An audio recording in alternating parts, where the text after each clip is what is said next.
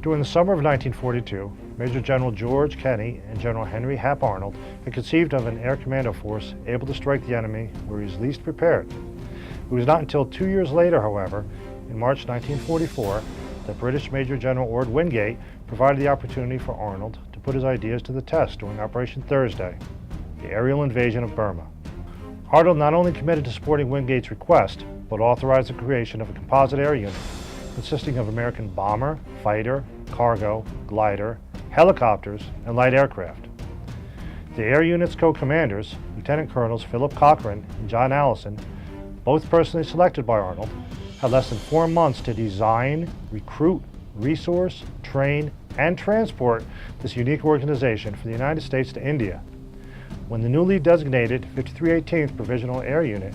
first arrived in India to support the British Commonwealth troops, also known as Chindits, tragedy struck during one exercise when a glider crashed, killing all the air commandos on board and also British troops. When asked by the air commandos if the ground troops had any reservations regarding the Americans' abilities, a Chindit commander replied, "Please be assured that we will go with your boys any place, anytime, anywhere."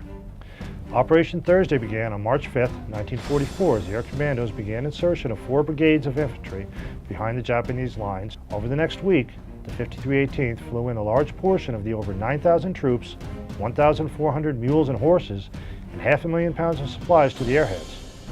While that was taking place, the group's P-51 fighters secured air superiority overhead, and their B-25 bombers provided close air support to the Chindits.